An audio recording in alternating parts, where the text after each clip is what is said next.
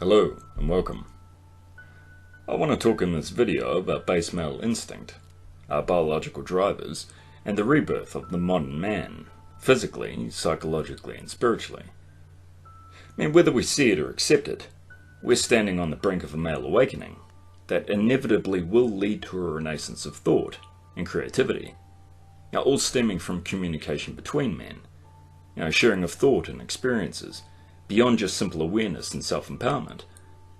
I've seen this in groups of men before. And if we look at the formation and interplay within groups, they reflect a lot of the same dynamics we see in modern society and culture. And the online manosphere is no different, so it's a benefit that we discuss these dynamics. It gives us all better clarity and awareness. Now, some people no doubt will jump all over this video and use it for justification for their beliefs. But the purpose of this video is to raise awareness of human behavior. In my experiences of being in groups of men, and the studies that I've researched, they show that when men interact in group settings, they take creative, they take innovative approaches to tasks, and they offer differing viewpoints. They question, they discuss, to find solutions to issues that they're facing. And that's the ideal scenario. But often individuals, they can experience a pressure to conform to group standards and models of behavior. And if there's too much emphasis on conforming to group norms, it shuts down creativity and encourages people to not be critical in their evaluations of others' viewpoints. Now, if there's no differing perspectives, new ideas, they're going to be very unlikely. And it's the same if people are on the defensive. And there's reasons why people have these reactions, which I'll touch on. But creativity and innovation, they arise when people question the status quo. And those people in turn, they're viewed as a threat. So their ideas are often discredited. But to learn and to grow, we need to be open to different perspectives. I've always learned far more from those who disagreed with me. It's an old adage, but it's true. So there needs to be a supportive atmosphere so people can question things. And of course, in any group members, they need to be aware of members who only promote themselves, rather than furthering the intellectual growth of the group. Because if we're not learning, we stop progressing, we stop asking questions. And in this climate of bias against males, inertia is very dangerous. See, because most people, when someone speaks, instead of actually listening to them, they just think about what they're going to say next. Instead of using that opportunity to consider and evaluate what's being spoken, before formulating their response. Because ideally, with communication, it should be people working in tandem. It creates a much more supportive platform for ideas. And as humans, we can adapt to our social environment. But too much change, it can lead to a lack of direction, a lack of cohesion. You see this in workplaces all the time. Now, of course, there's often reasons behind this, keeping employees unsure of KPIs, keeping them guessing to increase productivity. Of course, on the other hand, too much stability leads to an inability to adapt and a tendency to follow without question. And with any group, there's a feeling out process, defining who are group members and who aren't, and who are adhering to group norms, and also gauging who are potential threats. It's a form of marking one's territory. And there can often be subgroups within a larger group. For each of these groups, there are distinct characteristics that differentiate them. A group is formed, essentially, when a number of people perceive that they share a common social identity, and that they identify with certain people, and not with others. And through interaction, those individuals, they begin to develop group norms. They develop roles and outlooks, which define the group, and all of which are then internalized, in turn shaping and influencing behavior.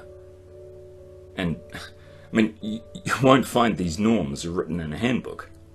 their subconscious. You see it even in crisis situations. When faced with a threat, you see groups of people emerge in response to this threat, adapting and working in unison for a common goal. We all have that capacity, even if we don't have the awareness. It's ingrained. And who we are, our identity. There's different aspects to our identity. There's our individual beliefs and our values, and there's also the social aspect, which is defined by our place in society and within groups. Groups we identify with, who share our perspectives. And we all engage in this differentiation, by instinct, even if we reject the notion of a collective identity. Humans, instinctively, humans are a very judgmental bunch. If we identify with a group, we then make comparisons with outside groups. It's instinctive. We compare. But these comparisons, they're not always fair or accurate. And we heighten positive aspects of our group and minimize or deflect the positive qualities or positive characteristics of outsiders. Instead, we just focus on the negatives. And this in turn, it creates a very biased perspective. But these judgments, they serve a very important role. They enable us to carve out a very unique social identity. We feel a part of something. We feel like we belong. And of course, in life, we all wear many hats. And we belong to many groups. So there's many distinct components to our identity that need this validation. And we all have this need to belong and define ourselves subconsciously. And you are not a special snowflake. You are not immune to this. We're at odds with our identity. We instinctively want to belong, but also differentiate ourselves. Like homeostasis. We seek to equalize. By identifying as part of a group, but different from those outside of the group. And we do this instinctively. There are no exceptions. And we see this with groups. There's a process of socialization for new members. Newbies have to prove themselves to long-term members to be accepted.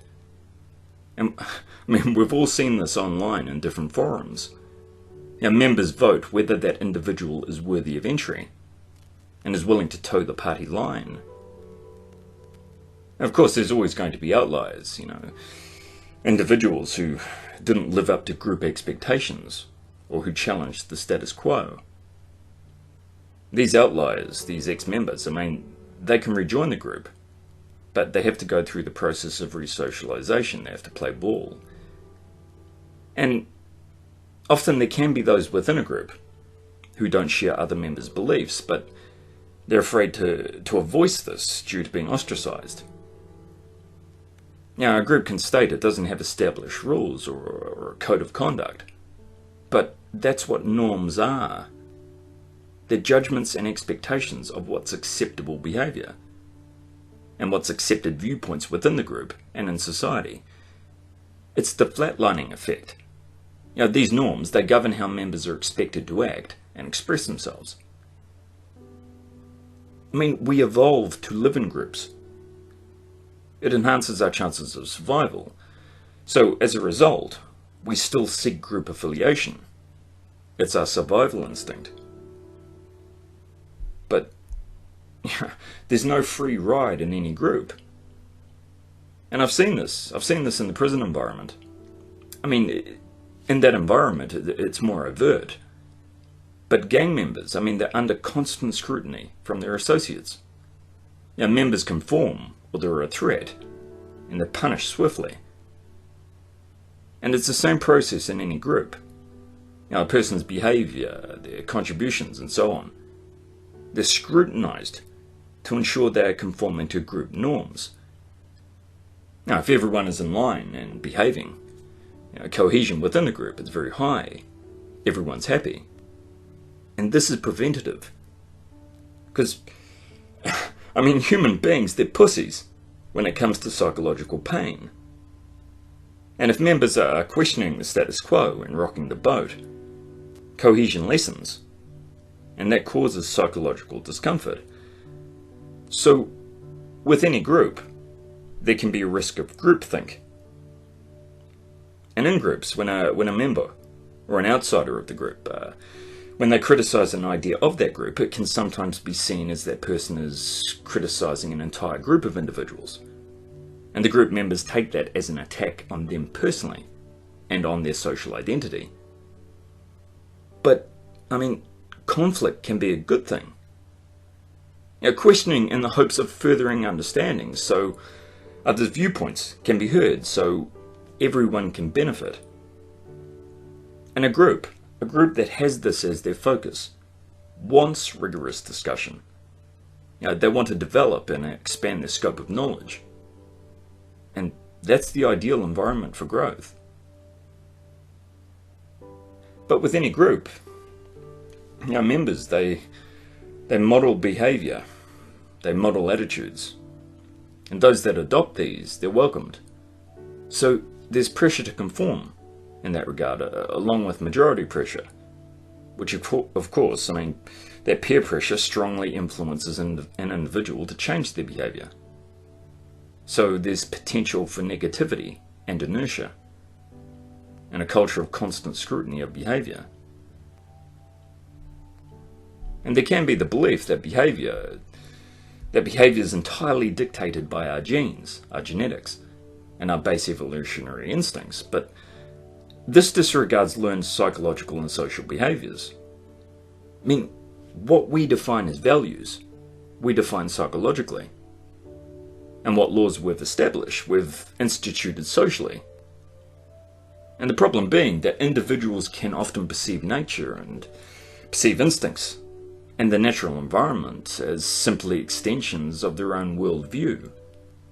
Seeing nature as how they perceive society to be through the lens of their own political or cultural or economic views, as opposed to looking at the evidence or studying deeper into human evolution, biology, psychology. We run on instinct, but we've proven we are adaptive. If ancient humans were to enhance their chances at reproduction, they had to be. And the more adaptive you are, the more you enhance your chances of survival, you father more offspring. So your genetics, your experiences, and the culture you live in, they all affect and influence your behavior. You ask a social justice warrior, and they'll tell you that stereotyping is a crime. Evolution tells us it's a survival instinct. In a dangerous environment, you need to know who you can trust. Sizing up people, working out who are potential allies or threats. And the faster you made decisions like these, the more likely you were to survive. Sitting around considering the next step could get you killed, or you could miss out on the opportunity to reproduce, which would harm your chances of survival down the track. So to survive, we had to be able to separate friend from foe, our group versus every other group. When I look around in our little bubble we call society, and individual expression, it's been shunted in favour of corporate values. And I use the word values loosely. There's so many obstacles in the way of young men getting a business or concept up and running today. So many walls preventing them from making their dreams a reality and sharing their creativity with the world. Because young men, they're increasingly excluded from the educational environment due to increased stigma of male sexuality. And hey, if it's not real, no problem. Invented microaggressions can now incriminate a male for what he does or doesn't do. The crime of being male is enough. And young men with minimal education, with poor prospects, with empty pockets, they bury themselves in escapist and often addictive behaviour. And they can't deal with or want to deal with reality. And once in that cycle, most times you have to bottom out before you wake up. And by then, it's often too late. They've lost everything. You know, it's interesting. I read recently about the experiment by Calhoun, Mouse Utopia. This is where in an overpopulated environment, male mice, they stopped breeding. They left that environment to create their own utopia, free of female mice. And the females, in turn, they became increasingly violent, and they eventually turned on their own children, assaulting them. Calhoun, he stated this experiment was a prediction of our future. And it looks like he's right. I mean, men are opting out, and it's not just happening in Western society. And if you look at the rates of violence being perpetrated against children by females, I mean, just look at the statistics.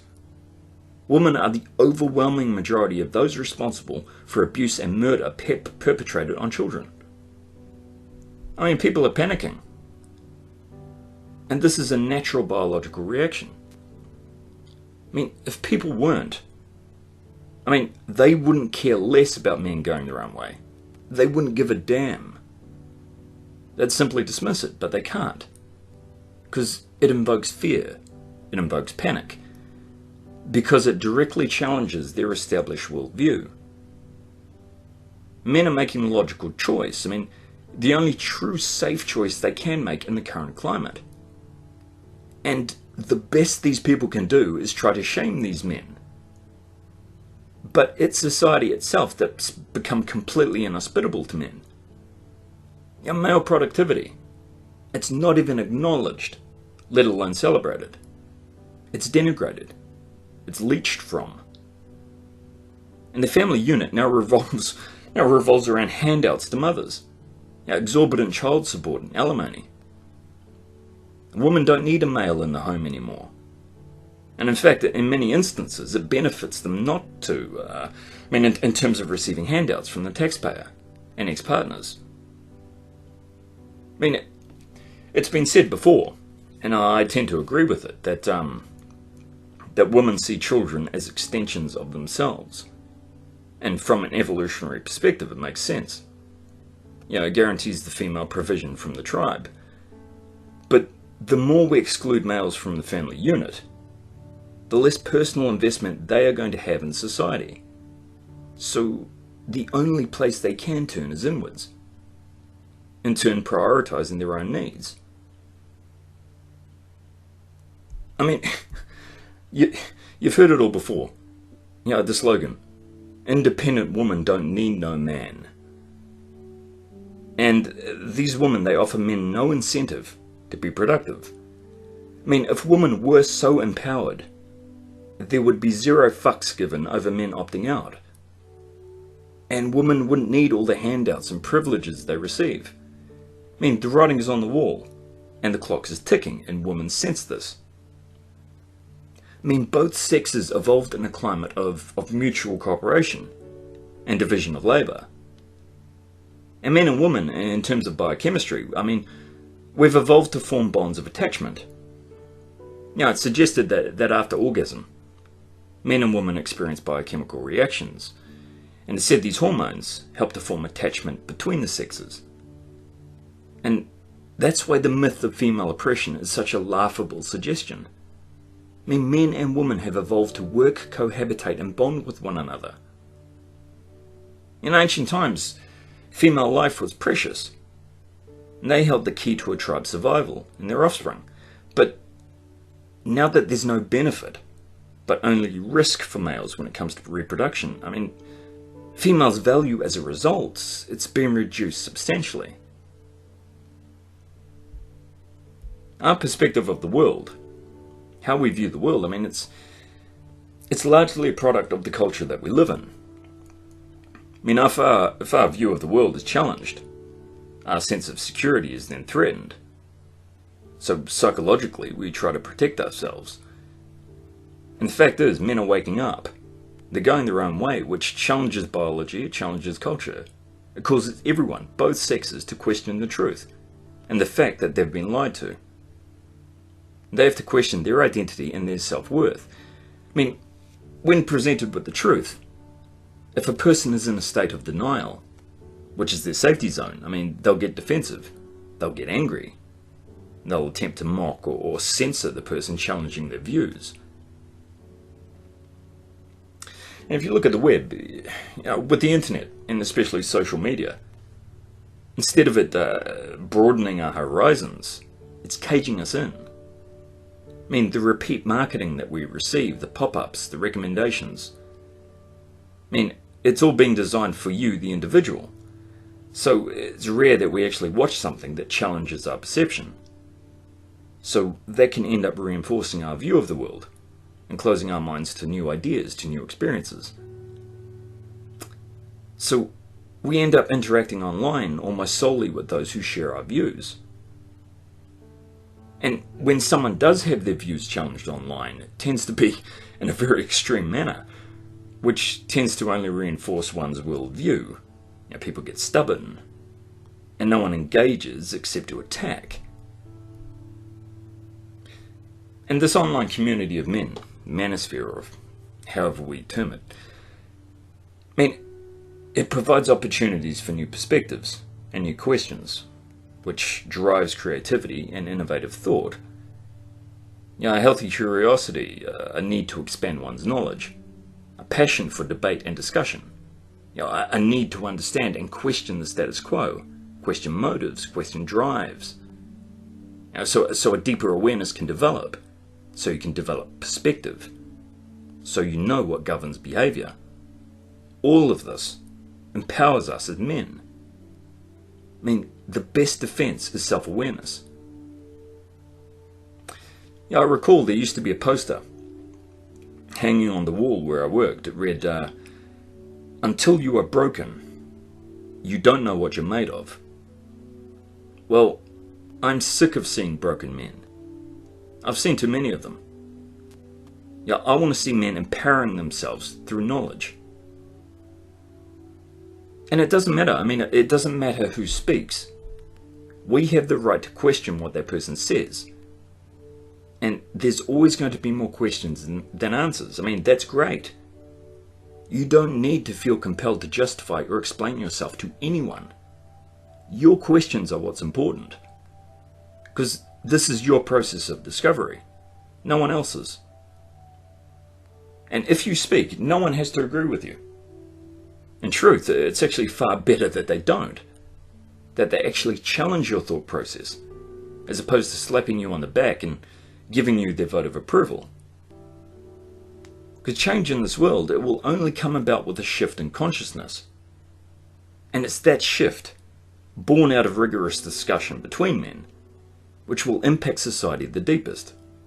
And most of all, your quality of life.